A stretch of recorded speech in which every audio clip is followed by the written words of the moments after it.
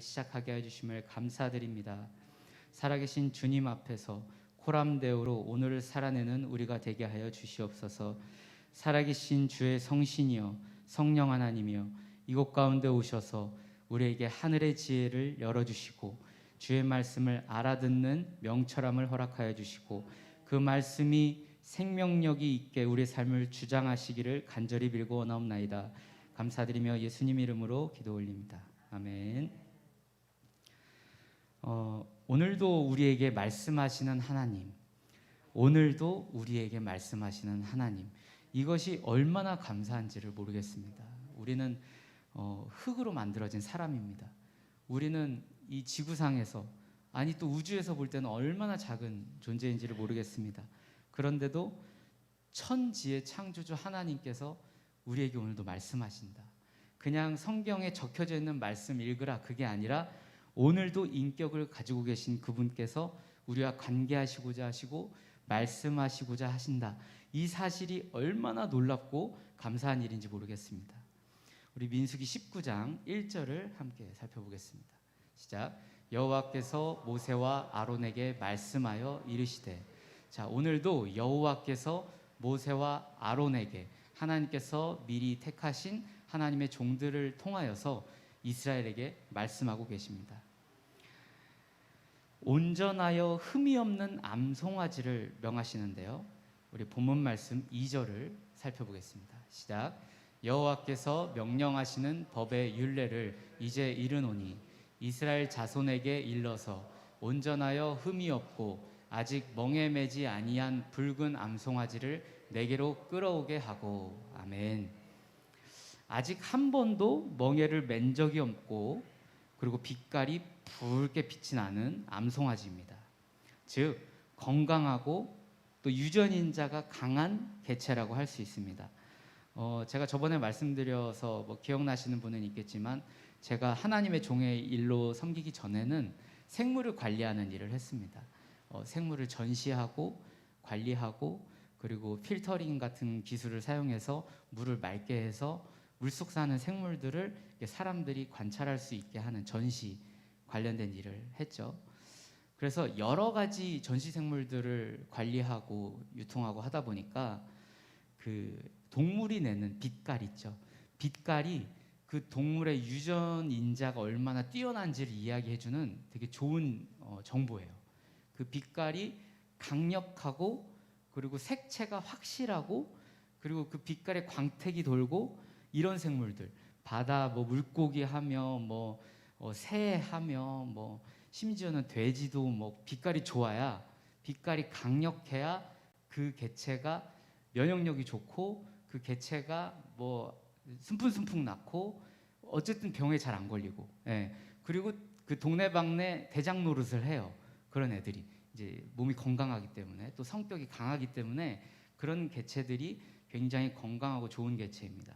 근데 오늘도 보면 하나님께서는 가장 좋은 그 제물로 붉은 암송아지, 그리고 뼈가 노화된 적이 없는, 멍에를 한 번도 맨 적이 없는 어린 암송아지를 요구하고 계십니다. 왜 이렇게 좋은 것을 예비하라고 하나님께서 하실까요? 그건 우리가 설교 말씀 들어가면서 알아보도록 하겠습니다. 민수기 19장 3절 말씀 함께 읽겠습니다. 너는 그것을 제사장 엘르아살에게 줄 것이요 그는 그것을 진영 밖으로 끌어내어서 자기 목전에서 잡게 할 것이며. 아멘. 엘르아살 제사장은 아론의 아들입니다. 아론의 계보에서 나온 아들인 엘르아살을 통해 그 가문을 거룩하게 하신 하나님의 섭리를 봅니다. 자, 아론이라는 인물 자체가 특별한 구석이 혹시 있었나요? 레위 자손, 레위 지파 중에 한 인물입니다. 근데 야곱의 아들들 중에서 레위는 뭔가 선하거나 뭔가 비범하거나 이런 장면이 전혀 없었어요. 네, 잘생겼다도 없어요. 그런 기록이 없습니다. 단지 요셉, 동생 요셉을 질투하여서 의롭지 못하게 그 동생을 죽이려고 했던 사람 중에 한 명입니다. 그러니까 특별할 것이 전혀 없는 사람이에요. 이 레위라는 사람을 통해 나온 레위 지파 중에서 또 아론이라는 인물은 어떻습니까? 하나님께서 구별하여 종으로 세우시기 전에 모세에게 세상적인 말을 했던 사람이에요. 그러니까 모세는 하나님의 그런 모든 뜻을 받들어서 하나님과 대면하여서 있었던 종이었다면, 아론은 그냥 입이 어눌한 모세가 하나님께 근심 걱정을 토로하자, 야, 말을 잘하는, 이집트 말도 잘하고 말이 능한 네 형 아론이 있지 않느냐, 이렇게 모세 입으로 그냥 쓰이는 것뿐이에요. 그러니까 레위 지파도 별다른 비범함이 없고 이 아론이라는 제사장도 비범함이 전혀 없습니다. 그런데 독특한 건 이 평범함 그 이하였던 이 아론을 하나님께서 대제사장으로 세우신 것입니다. 자, 우리의 삶을 돌아보겠습니다. 저의 삶도 물론이거니와 우리 모두들의 삶이 비범함에서 시작된 분이 몇이나 될까요? 네, 그렇죠? 저도 평범 이하인 삶을 참 오래 살았습니다.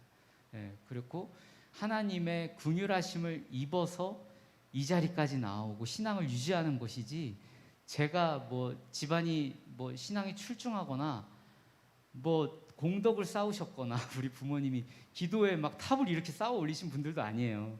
그러니까 정말 평범 이하였던 저를 하나님께서 너무 귀한 여러분들 앞에 말씀 전하라고 세우신 거죠.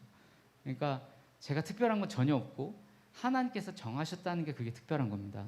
바로 똑같이 여러분들도 하나님께서 정하셔서 이렇게 구원의 방주에 올라타시고, 또 우리의 대를 통하여서 우리 대 이후의 자손들은 아론의 아들들과 같이 제사장직을 맡는 거룩한 영적 계보가 이어질 것으로 우리는 믿습니다. 근데 여기서 또 중요한 단어가 나오는데, 자기 목전에서라는 표현이 나옵니다. 자기 목전에서라는 표현이 왜 중요하냐면요, 제사장 엘르아살 앞에서 그 일을 수행하라는 것입니다. 이것은 엘르아살이 책임지고 그것을 두 눈으로 지켜보며 제대로 이행이 되는지 아니 되는지 확인하여 수행하라는 명령이십니다. 그만큼 정확한 순종을 요구하시는 것이며 이스라엘을 정결하게 하는 예식은 중요한 것이었습니다. 아까 왜 그렇게 좋은 암송아지를 준비하게 하셨고 왜 이렇게 제사장 자기 목전에서 행하라고 하셨는지, 그 이유는 이스라엘의 정결이 여기서 되기 때문이에요. 이스라엘의 죄가 사람인지라 아담의 후손인지라 계속 죄를 지을 텐데 그대로 하나님 앞에 나아갈 수는 없습니다. 그래서 그 이스라엘을 정결하게 하는 예식, 그리고 그 정결하게 하는 그 물, 성수를 만들게 하는 그 재를 만드는 작업이에요. 그러니까 정말 중요한 작업이기 때문에 하나님께서 이렇게 특별하게 관여하고 계신 것입니다. 우리 본문 4절 말씀 함께 읽겠습니다. 제사장 엘르아살은 손가락에 그 피를 찍고 그 피를 회막 앞에 향하여 7번 뿌리고, 아멘.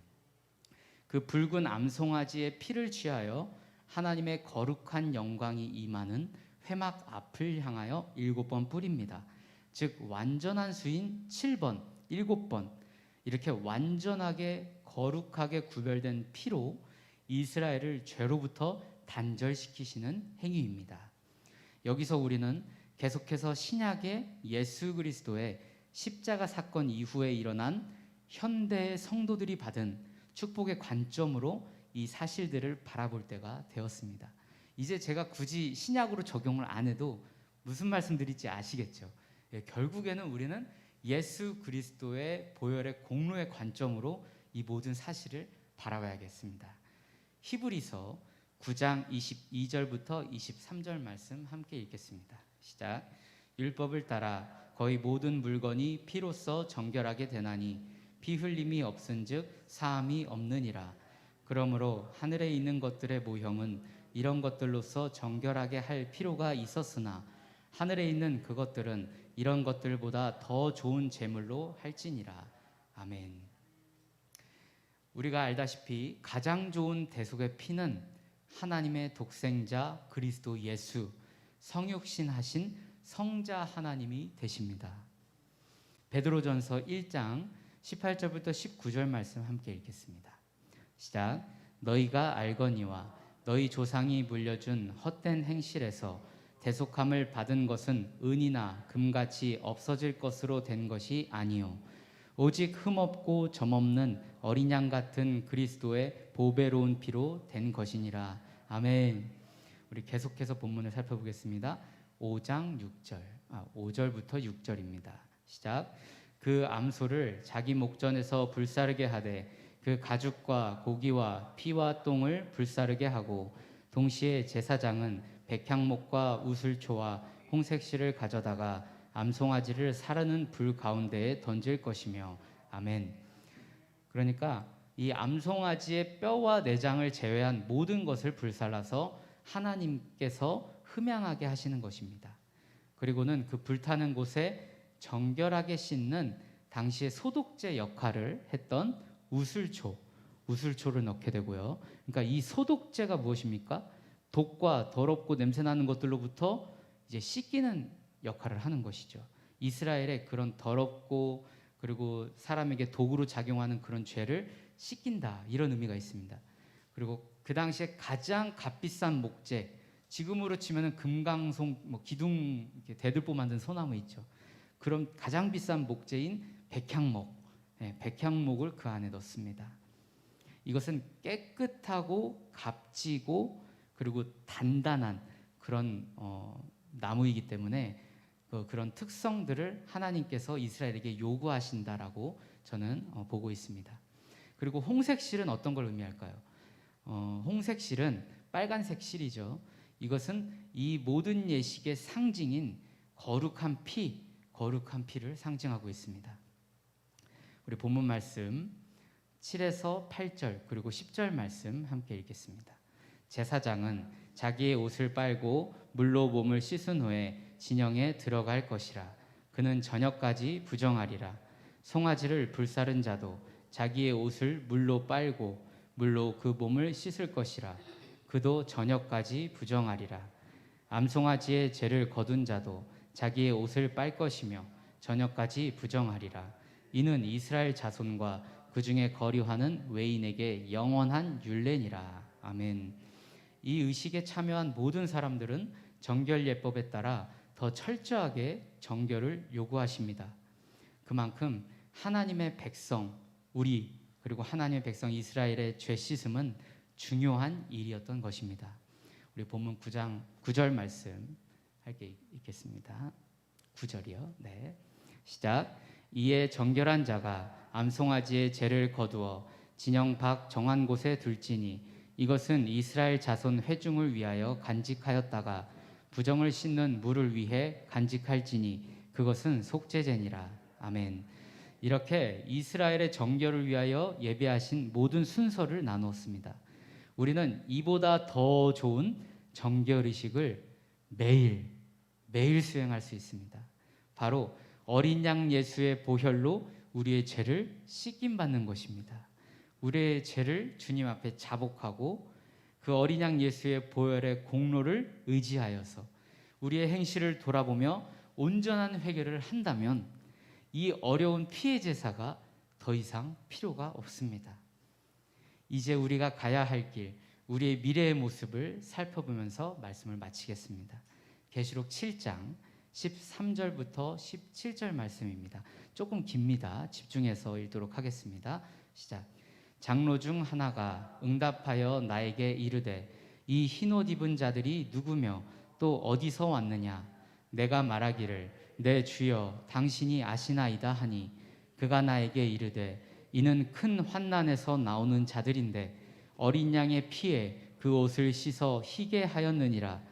그러므로 그들이 하나님의 보좌 앞에 있고 또 그의 성전에서 밤낮 하나님을 섬김에 보좌에 앉으신 이가 그들 위에 장막을 치시리니 그들이 다시는 줄이지도 아니하며 목마르지도 아니하고 해나 아무 뜨거운 기운에 상하지도 아니하리니 이는 보좌 가운데에 계신 어린 양이 그들의 목자가 되사 생명수 샘으로 인도하시고 하나님께서 그들의 눈에서 모든 눈물을 씻어주실 것임이라. 아멘. 말씀을 마치겠습니다. 주기도문 하시겠습니다. 하늘에 계신 우리 아버지여, 이름이 거룩히 여김을 받으시오며 나라의 임하옵시며 뜻이 하늘에서 이룬 것 같이 땅에서도 이루어지이다. 오늘날 우리에게 일용할 양식을 주옵시고 우리가 우리에게 죄 지은 자를 사하여 준 것 같이 우리 죄를 사하여 주옵시고 우리를 시험에 들게 하지 마옵시고 다만 악에서 구하소서. 나라와 권세와 영광이 아버지께 영원히 있사옵나이다. 아멘. 우리 이 시간 통